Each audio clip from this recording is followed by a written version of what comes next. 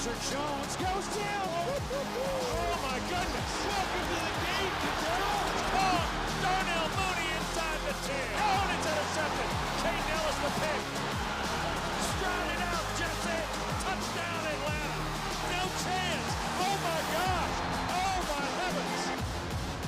We welcome you back to the Atlanta Falcons pregame show presented by Ticketmaster. Taylor Vismor, Derek Rackley. We're going to be with you guys for the next couple of minutes talking about this matchup ahead. Now, last week, the Falcons got their first win in 6 weeks, against the New Orleans Saints, getting their first divisional win today. They are going to MetLife Stadium in New Jersey, taking on the New York Jets. Yep. It's a little rainy, a little cold, but we hope that you guys enjoyed your Thanksgiving weekend, and what a way to cap it off by a Falcons win today against the Jets. That would be great. We talked about this before we came on the air.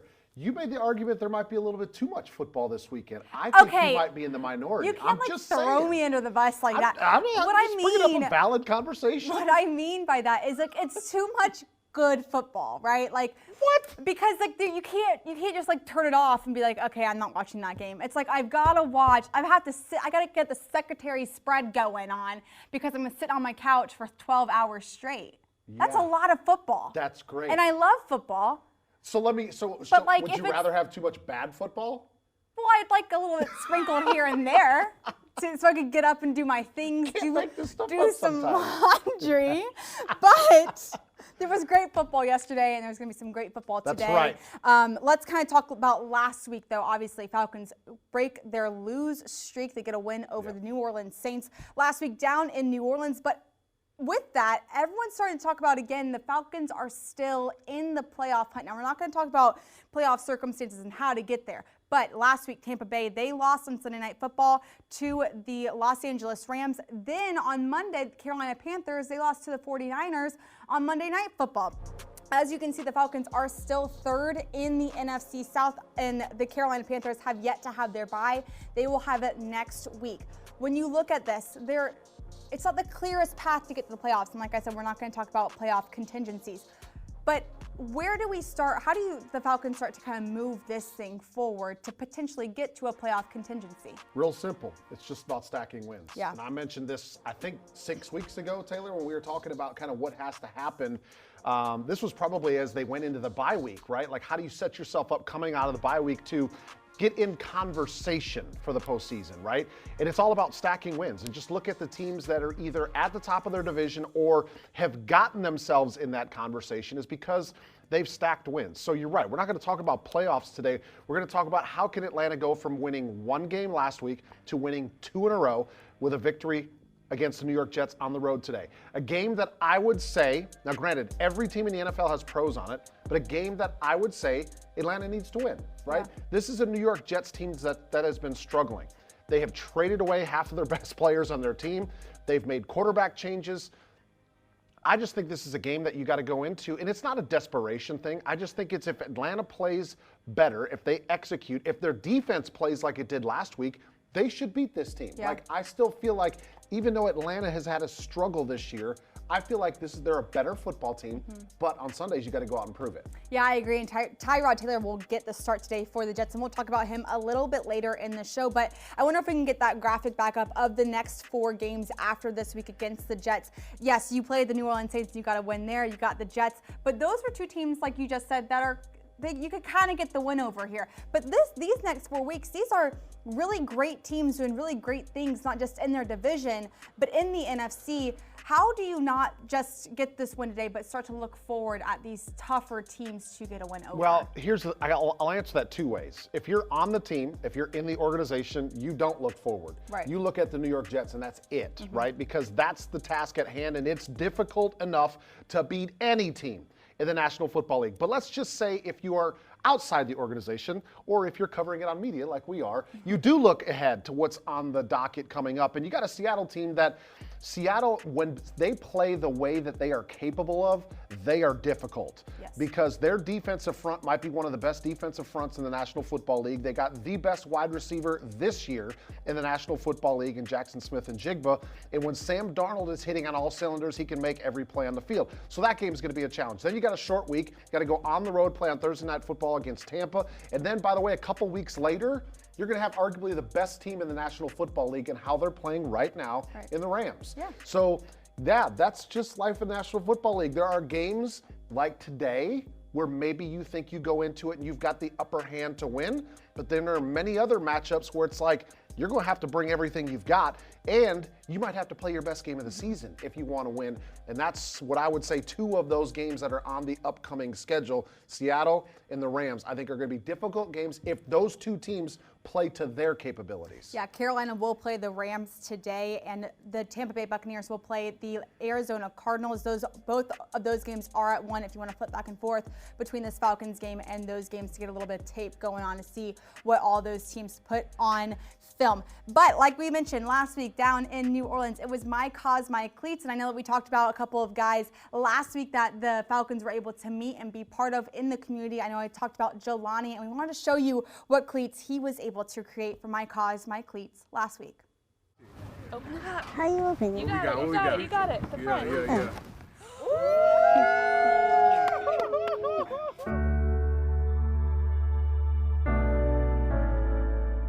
I know his name is Jelani, but I nicknamed him Champ.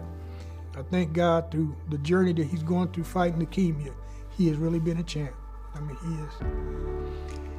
he's been a strength.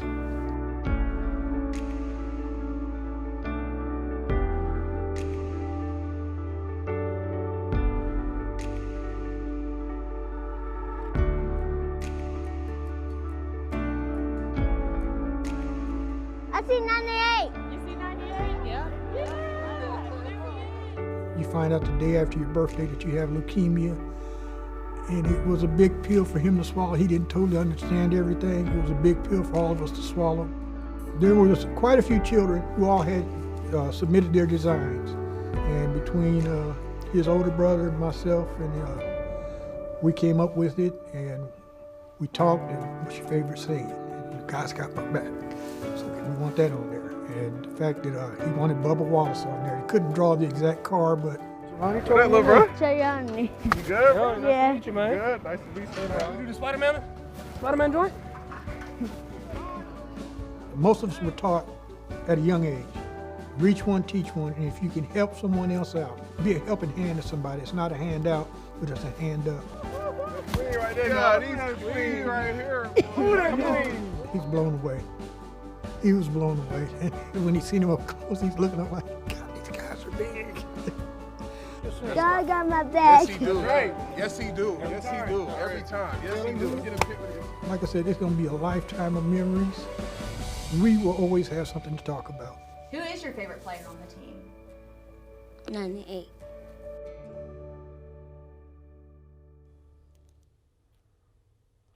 All right, 98 is his favorite player. And I remember in that interview, I sat down with Jelani and his grandfather, and I said to them, you know, these are really great memories to make outside of a hospital room. And he said, yes, they are, but we are so excited to be watching 98 play on Sunday against the New Orleans Saints. And what an easier way to find him on the field than with those electric blue cleats. And they were so easy to find and so easy to see. And we just love the My Cause, My Cleats that the NFL pushes as hard as they do. We really love the opportunity to tell these people's story. But let's go ahead and transition to today's game. Obviously, Falcons up in New Jersey, New York. What do you want to call it? New Rutherford? They are playing the New York Jets. Yes, playing against the Jets in MetLife Stadium. But there's a lot of new and a lot of different things about this Jets team and for this Falcons team. Obviously, Jeff Ulbrich becoming the defensive coordinator for his first year back in Atlanta, coming from the Jets. He was the interim head coach there after the release of Robert Saleh. Then Aaron Glenn, he is the new head coach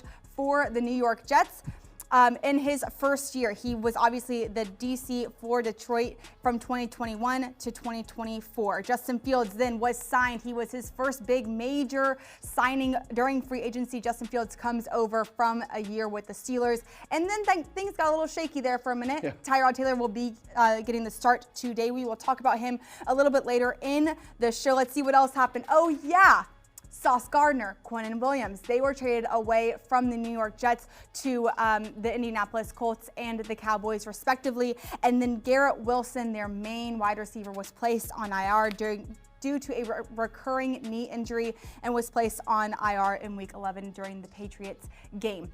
A lot of headlines for this New York Jets Yep. team. And yes, we know that the media, it's a big media surge there in New Yep. York. So a lot of points that I just made there. What kind of sticks out to you on who this Jets team is so far this year? I don't know if you can answer that because I think they're a team that's kind of already looking to the future, right? When you trade away a couple of your best players, right? Quinnen Williams and Sauce Gardner, you have made the decision that we are trying to load up draft assets because we are trying to get better for the future, right? They already kind of made that decision by kind of piecemealing the quarterback situation until they can get the right situation, whether it's roster, whether it's position in the draft, on who they feel like is going to take them to the next level. Because as you know, in the National Football League, you're only as good as the quarterback, the signal caller that's under center, or dare I say, in the shotgun for you. I think it's part of the reason why the Jets have had so many struggles this year. But I'm coming off, I was in Dallas on Thanksgiving and covering the Cowboys game, and I watched Quinnen Williams, and I said, whoa, this is a really good player. Yeah. And the fact that the Jets let him go, and obviously Sauce Gardner considered one of the top young cornerbacks in the National Football League. Then you'd add on top of that Garrett Wilson, one of the top wide receivers, when healthy, in the National Football League, is not on the field for him right now. So they're a team that's kind of reeling right now, trying to figure out who can give them production. You got Jeff Ulbrich coming over. I would imagine throughout the week, Jeff Ulbrich was able to help the entire team with a little bit of tendencies on some of the players that are on the roster that he's got some history with, specifically on the defensive side of the ball. That's just common knowledge. Like, things get shared like that around the National Football League all along. And then you mentioned Aaron Glenn. Very respected defensive mind. He's now moved up to the head coaching role. Actually, his second stint. He was a former first-round pick with the New York Jets. Spent the first 8 years of his National Football League playing career with that organization. And I'm sure it's been extremely frustrating for him. He's coming from a team in the Lions that was built up to being one of the top teams in the NFC over the last few years, and now he's at the bottom of the league. Yeah. This is a very humbling experience, but sometimes it happens with new head coaches, with organizations that are in a rebuild mode. Yeah, you mentioned Aaron Glenn, and obviously talking about that Jets defense, the guys that they traded away during free agency and during the trade deadline this year, and Quinnen Williams and Sauce Gardner. It's been a kind of a head scratcher of, well, you're a defensive-minded coach. You've only ever been on the defensive side of the ball. Why would you trade these two guys away? And I think for a head coach, especially in their first stint as head coach, they want to make a team that represents them. They want to bring in their own players and their own guys that they can kind of build up. So it's going to be interesting to see what Glenn and the rest of this Jets organization does moving forward, especially pertaining their defense. But speaking of their defense, let's kind of go ahead and talk about this defense versus Atlanta's offense. You also mentioned that with Justin Fields and the quarterback position, the prize is with the quarterback, right? Yep. You're always going to be as good as your quarterback is, and Kirk Cousins obviously got the first win for the Falcons since week 6. Obviously, it was against the Saints, like we have mentioned, but 199 yards for Kirk Cousins, around 300 yards total offense last week against the Saints. What did you see from Kirk Cousins coming out for his first start since 2024? I think he managed the game well. And I think, we talked about this in the podcast the other day, and there's sometimes this phrase gets thrown around when you're a game manager or a game changer at the quarterback position. And I would make the argument that every quarterback in the National Football League, actually, I'll back up. Every quarterback at every level has got to be a great game manager. There are just certain players that are better game changers because they've got a specific skill set that's better than everybody else, whether it's a rocket arm, whether it's the ability to process information, maybe it's the athleticism to be able to run and keep plays alive, or it could be a combination of all of those, right? And I think we would all agree that at this stage in the career, it's not necessarily the case. Kirk's biggest strength, I think, is his experience and his ability to process information. So he's got to manage the game extremely well. Did have the interception last week, albeit probably not all of his fault. Ball was ricocheted up in the air, but still, turnover margin is going to be extremely important to him in this game playing on the road. We'll get to some keys a little bit later, but I felt like last week against New Orleans, he managed the game well. The big shot that he took down the middle to Mooney for a touchdown, I thought was big for him, was big for Mooney, was big for this offense to know that with him in the game, they still have the ability to stretch the field and get some explosive plays. So let's see if that carries over into the game today. Yeah, that was such a bigger conversation last week that we were having together about the wide receiver room and who Kirk was going to be able to lean on. And of course, we mentioned that the connection between Mooney and Cousins is undeniable, and Mooney waited until he until he signed here in Atlanta. I mean, it's just been fun to watch them and to have that huge connection that they had. 40-plus yard reception into a touchdown was awesome to see. But there was also a better moment that happened in that game for me personally. Wide receiver David Sills had his first touchdown in his NFL career last week against New Orleans Saints. And our DJ Shockley actually went to the film room to talk about what that play was and how it all broke down. DJ? Hey guys, last week, Kirk Cousins was cooking with extra grease inside the red zone, and this was one of my favorite route combinations to ever throw when I played college, pro. It didn't matter. This was the combination. They put a lot of pressure on the Saints defense with this particular throw, but also Kirk does such a good job of keeping his head straight, occupying one safety, but then also the route combination by Zach Robinson I thought was pretty sweet too. You bring Bijan out in motion here. Let's draw up the route concept here. You're going to get Kyle on the inside post. So this is the double post concept. You're going to get Sills out here on a post as well. He does a good job of taking the leverage right at this defensive back, running at him, and then coming across his face versus outside leverage, which is really good because it creates more space when you run at the leverage and then you make your break. You got Bijan coming out here running what we call a little return route, like he's going to the flat, and then he's going to return back inside, occupying the underneath defender, which is this linebacker. But the communication is, they're so worried about Bijan catching the football. This guy who has him in man coverage goes out, but this safety who should be on Kyle Pitts takes one step towards Bijan. Now he's out of place. But let's watch what happens here. He comes in motion, and watch Sills. Does such a great job of running this route. But the last part of it, the second part about this is, look at my man Kirko, holding his eyes right here in the middle. Why is that important? Because if he doesn't, this safety, if he looks over here right now, will run right to this route, and he'll probably take it away. He might even pick it off. But he does a good job of holding his head right there at that safety to hold him in place because he knows these guys are here cooking. He knows Sills. Look at Sills' first step. His first step is out, not up. Out because he wants to create the room right through here. This is the area he wants to catch the football. Kyle's going to take these defenders away. He's going to take this safety and that safety out of it. So now you got outside leverage versus post route. It's an easy pitch and catch. And watch at the top of this here, boom. Now look at the separation. This guy's going towards Kyle. Boom. Open up this big old area to throw the football right here for Kirk. And look at it. He's already ready to go. Hitch, and the ball is out. And nice catch here. Look at that. Look at all the separation I talked about here. This safety's already taken over here. The ball's already thrown. He's got 2 or 3 yards of separation on his defensive back already because of the way he ran the route. Doesn't have to be fast in the route. Just has to be precision in the route. And it ends up being a big-time play. Easy touchdown. Love what Kirk did there. Holding his eyes on the safety. Sills doing his job. Bijan taking away the underneath coverage. Kyle taking 2 guys. When I say it takes every guy for a touchdown, this is exactly what I mean. And Kirk Cousins delivered it on time with a big-time touchdown.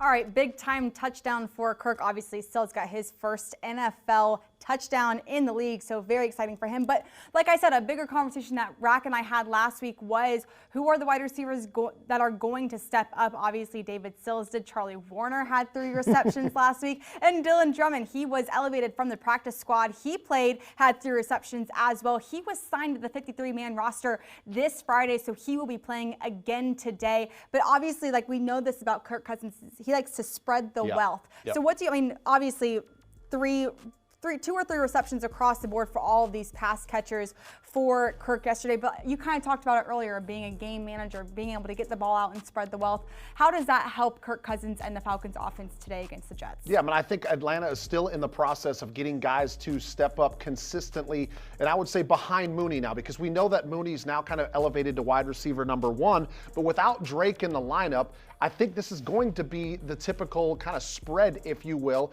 is Kirk getting multiple players involved in the passing game. I truly believe if Drake London was out there, he'd be force-feeding him. Why wouldn't you, right? You got one of your best options on the outside. You continue to find ways to get the ball in his hands. But until Drake gets back in the game, we're going to have to find, whether it's Drummond, whether it's Sills, whether it's Mooney, it's Kyle Pitts, it's Robinson coming out of the backfield, it's Warner, Charlie Warner last week. I mean, I think everybody was shocked that he had not only 1, but like 3 consecutive catches in that game, but showing up and making a difference when they needed him. So I do think that this kind of trend is going to continue of spreading the wealth a little bit. We'll see if some of these younger or lesser experienced guys are able to continue to get more comfortable, play faster, and find that chemistry with Kirk Cousins. Yeah, you mentioned that Drake will not be out there today. Let's go ahead and get to the inactives of the game today because some bigger names are on this list. Kadarius Hodge, Drake London, Casey Washington. 3 wide receivers are going to be inactive. Like I did mention, David Sills will play, Mooney will play, Charlie Warner, and then of course Drummond now on the 53-man roster. But for the Jets, Aaron Smith is out.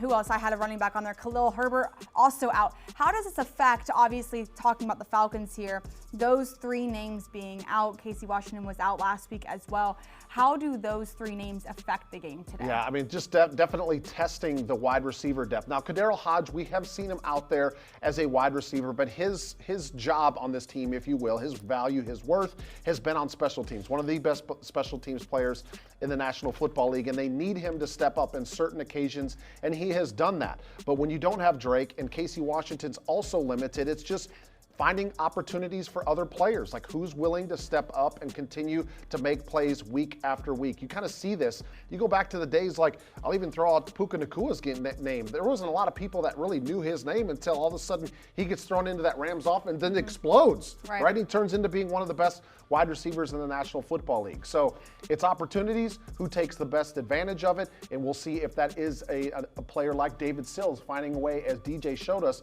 to get open in the red zone and catch a touchdown. Yeah, you mentioned all those wide receivers are going to be given opportunity today. Jarvis Brownlee Jr., the nickelback, the starting nickel for the Jets, will be inactive today. So Brandon Stevens, the corner, the leading tackler for this defense, will kind of be the star guy that you're going to want to watch throughout the game. But let's go ahead and transition now to the Jets offense, talking against the Atlanta defense. Let's start with what we've kind of been teasing all game, or all pregame show really. As we know, Justin Fields was brought in during free agency earlier in 2025. Things just didn't really work out for him with the Jets. It's been seeming like now Tyrod Taylor will get his 2nd consecutive start with the Jets offense. What do we know? I mean, we know so much about Justin Fields and what his abilities are and how great of a rusher he is as a quarterback. What do we know about Tyrod Taylor since he is a little bit older and has been in this league for a little bit longer now? Yeah, been in this league for a long time, and he is well-traveled. Been around. He's been kind of a quality backup for many teams, has gotten his opportunity to be a starter. But as you kind of see the comparison between these two and why they're trying to figure out who can bring some consistency. Even Justin Fields on the right, when he was in the lineup, just 7 passing touchdowns and sacked 27 times. What's the first thing that you think about with a guy like Justin Fields? Well, he's an athletic, mobile quarterback, and maybe he's got the ability to get away from a little bit of that pressure. Not the case. Between the offensive line and him not being able to keep plays alive long enough, he's been sacked a lot. So they're going to turn the page to Tyrod Taylor. Speaking of well-traveled, look at all these different teams that he's played for. He's gotten some starts with the Buffalo Bills, Cleveland Browns. There was some time with the Chargers. He's spent, actually, this is his 4th year now in New York, previously with the Giants, now with the Jets. Here's one thing I'll say about Tyrod Taylor, oddly enough, is he's actually had a history of getting sacked too. Yeah. He's played in 4 games this year. He's been sacked 12 times.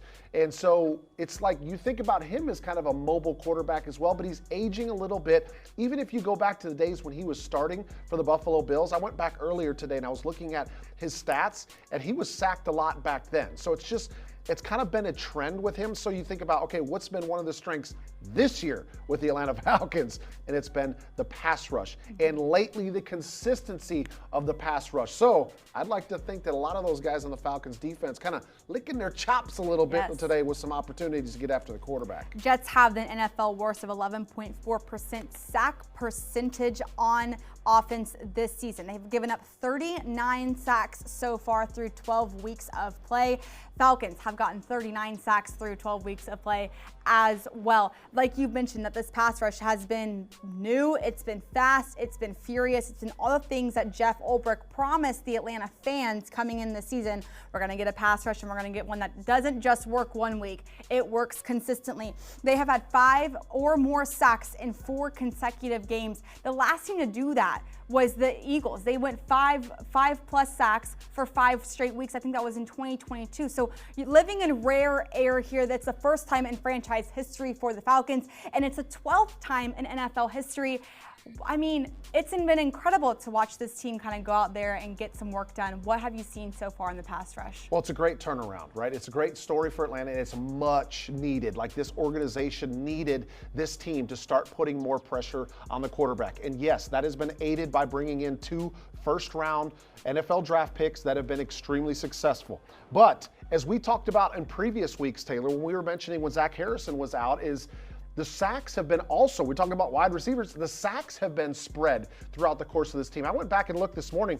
Falcons have 6 players this year that have 3 or more sacks on the season. So it has not just been one person that's dominated the entire time. Brandon Dorlus having a career year. He leads the team with 6. How about Jalen Walker and James Pierce? Number 1 and number 2 in the National Football League among rookies in sacks. These guys are coming on, right? This is what you planned on when you drafted them early on. And then Zach Harrison, as we mentioned, not out of the lineup, but he's got 4.5 sacks. So multiple guys getting involved, and I think Jeff Ulbrich has continued to find ways on how can we use the weapons that we have to get them after the quarterback, and not just one guy, but multiple players chipping in. That way, if somebody does get hurt, your pass rush doesn't suffer. Yeah, you bring up Jalen Walker and James Pierce Jr. I actually had the opportunity to sit down with both of them together to talk about what this rookie season has meant for them and what it's like playing under a Jeff Ulbrich defense. All right, y'all ready? Ready. The Atlanta Falcons select Jalen Walker, James Pierce Jr., defensive end, Tennessee. I'm bringing that energy. I'm bringing that plug and play. Just be able to dominate in my way, in the scheme of the defense. These are 2 players that I think fundamentally what they want to do is disrupt the quarterback. Hunt the quarterback, the 2 young guys out of the SEC that are coming in. But those draft picks actually have to produce pass rush, takeaways. This is where the guys have to show up for you. Meaning a first-round pick James Pierce, a first-round pick Jalen Walker. I actually want to start back in training camp because I feel like with rookies, that's kind of where it all starts to get real for you guys of I made it to the league and now I'm kind of back to the bottom again and I'm trying to figure out how this league works. So when you got here for training camp, I'll start with you, James. Where was your head at coming into the league? I wouldn't say like all over the place, but it was me for sure trying to find my ground and how I can help this team, especially like I always said, like they put a lot into getting me here, you know what I'm saying? So I always just want to see where I was going to fit in and how I was going to be able to spend my role as quick as possible. You know, just trying to get acclimated with the team. You know, this is a brand new team, a lot of new faces, and you know, just build relationships with people within the building, the coaching staff, and you know, of course on the team. And once I did that, I know that the relationships I built will make sure my comfortability level around the building will be great. The first sacks, both for you guys, came in week 2 against the Vikings. What does it feel like to finally get the first and kind of get that off of your back? It felt great. It felt great getting the first one. McCarthy wants to throw. Looking, and he's sacked! The big man, 2-7, is in the house! I split it with Doris like you said. I wasn't supposed to, but I did, and then I just got another one this past week. It was all by myself, you know what I'm saying? So it just feels good. Just take a relief of pressure, like just something I've been doing my whole life, like and still letting know that it can be done. Just been chasing it ever since. Play fake McCarthy, looking to throw, Walker got him! Jalen Walker! I have high expectations for myself, so when I got the sack, it was a sigh of relief, but like it was a realization like you got to keep going. There's a lot more left out there, and of course, you know, with this point of the season and a lot more season left, you know, I can't wait to, you know, fulfill that dream of mine. Loved sitting down with those 2. I mean, it's really fun. They can't be more different in terms of personality, but they just make each other shine. And it's been really fun watching them come off either edge together all season long. I mean, I mentioned it. Week 2 was both of their first sacks. That seems like a millennium ago. But after that first sack, it's kind of just been rolling for these 2 and finding their footing and figuring out what the NFL is like for them. Yes, training camp is where you kind of figure out where you are on the team, but the games are where you figure out where you are in the league, and it's been really fun watching those 2 get under their footing and figure it all out. But someone that we welcomed back last week for this Falcons defense is Divine Diablo. We talked last week before the game on what Divine meant to this defense before injury. Now we see him post-injury, and what a fun game it was to watch him with that club arm. I love that thing. What did you see from Divine last week and how he helped bring this defense up all together? I mean, I saw a warrior. I mean, a guy that's, you mentioned, got basically casted up on his hand. You see there on his left arm, the bottom. I mean, just looks like a warrior in that picture. I mean, he does have a little bit of a smile on his face, but still, the fact that he is playing with this club on his arm, and he was so effective last week. Ended up having 8 tackles, a near interception. And again, we talked about this last week, but the difference with him in and out of the lineup statistically has been a huge difference. And I think we also saw that performance performance last week on the field, Taylor. Think about the stops that the defense had, specifically in the red zone, right? Like, the defense showed up to play last week, and I think that was a major reason why Atlanta ended up winning that game, because we talked a little bit about the offense, that it was good. They managed the game well, but it wasn't like the offense was electric last week. The defense was. The defense came out and they played some serious high-level football. And I do think a lot of that has to do with Divine Diablo getting back into lineups, what he brings to the defense, and how it allows everybody else to play fast, to play free, and it gives him so many options because of his athleticism and what he can do. Just think, if he doesn't have this club on, he probably has a pick last week. Exactly. Well, what's so funny is I just mentioned with Walker and Pierce couldn't be more different in terms of personality, but Caden Ellis and Divine Diablo seem to be very similar in personality. While yes, they are these monsters on the field, like you just see flashes of white go by you, and they're making tackles left and right. They're like the nicest, most joyful people off the field as well. But it's been really fun to watch them kind of flip the switch a little bit and go into game mode and go out and get some big tackles, make some big plays for this defense. We talked about it last week, how Divine gives Caden some freedom to go out and play a little bit more touch and go and plug and play a little bit, which is what Caden enjoys to do. So we'll see if we see that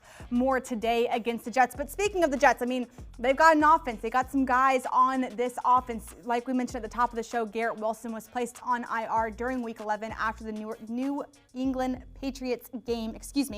Who are some bigger names? Obviously, Breece Hall, but who are some other guys on this team? Yeah, I mean, let's start with Breece Hall, because I feel like he is probably their best offensive weapon right now, and he kind of fits the mold of the guy that we have seen a lot this year. Go back to Cook from Buffalo, Christian McCaffrey, right? Devon Achane from Miami, Alvin Kamara. I mean, you're talking about these dual threat running backs that are electric with the ball in their hands between the tackles, but also the ability to get out in the pass game, and you're going to get very much the same with Breece Hall. Now, the frustration has probably been there from Breece Hall as well, because he's not gotten into the end zone, I think, as much as what he's wanted to throughout the course of the season. Just 2 rushing touchdowns and another one through the air, but he is another one of those dual threats that you do not want to let him have a great game. He's got 3 100-yard games this year. 2 of them have come in losses.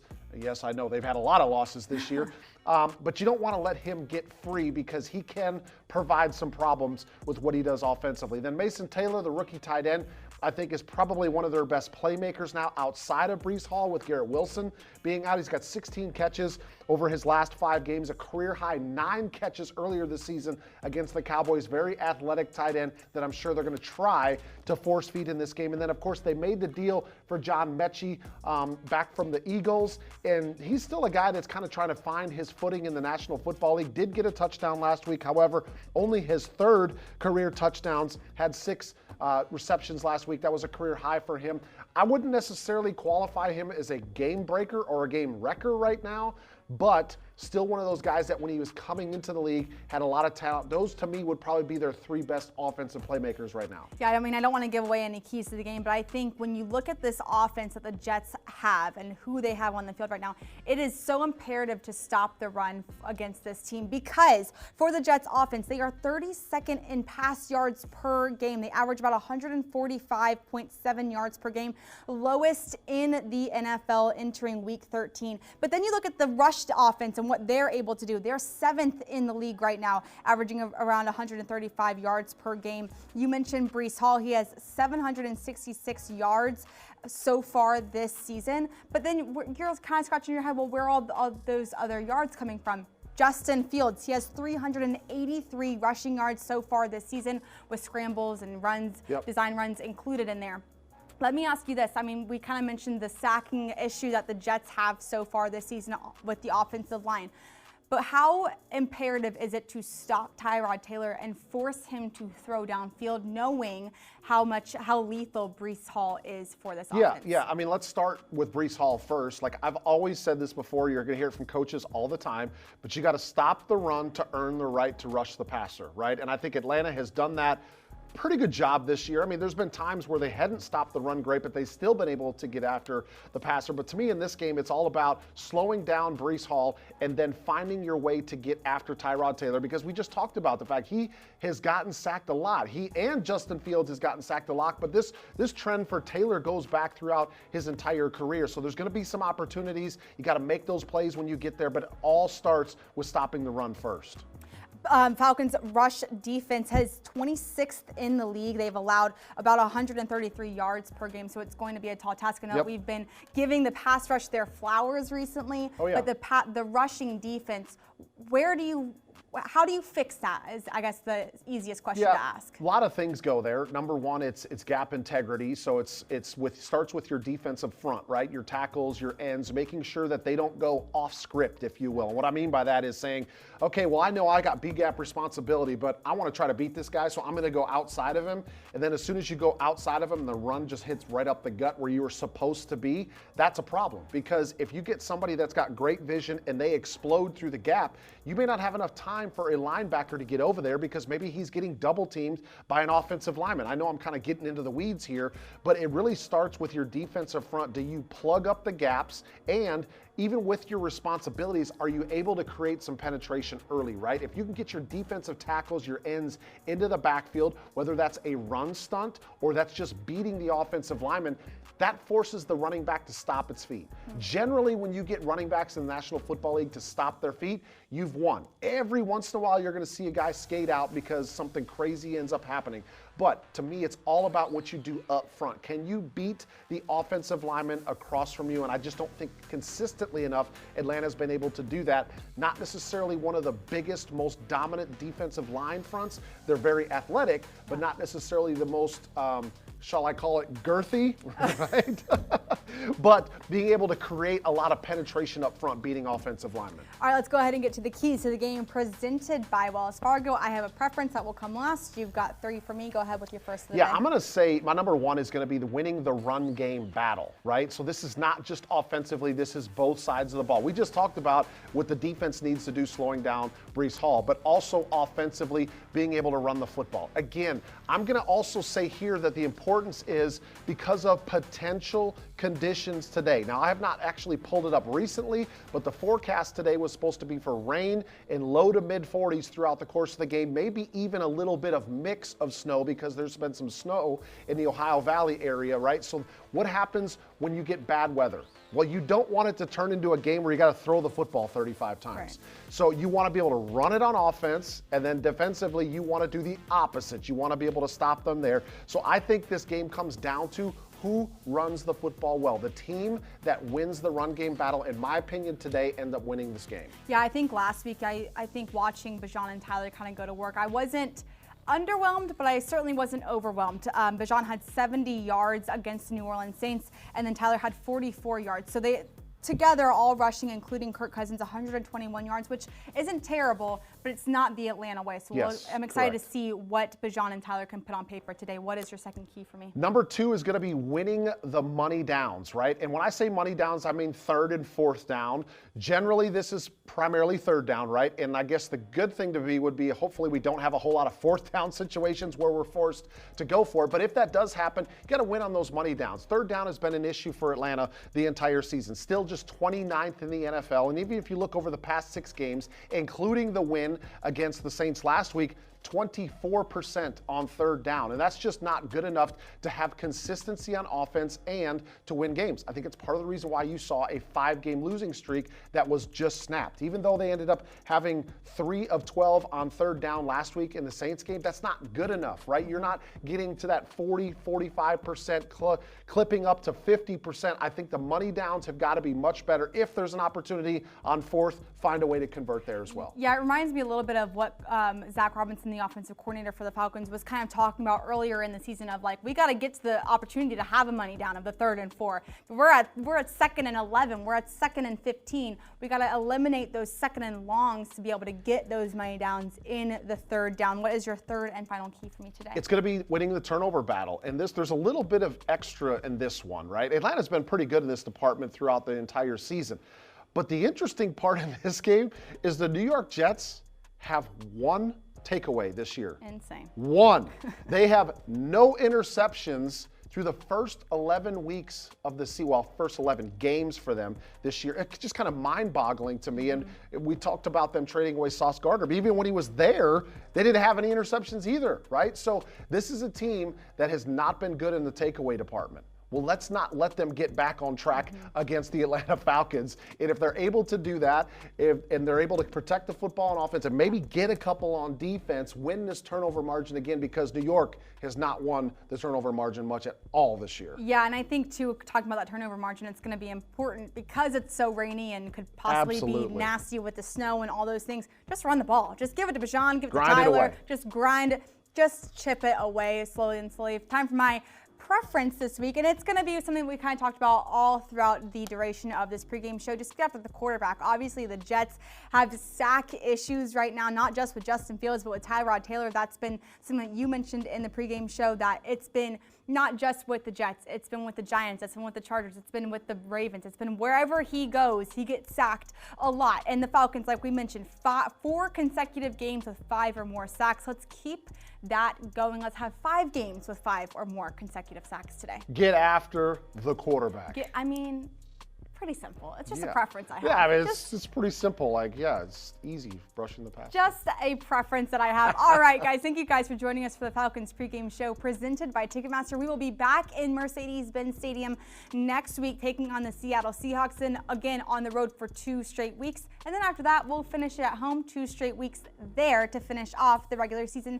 Thank you guys for joining us, and we will see you next week in MBS. Bye, guys.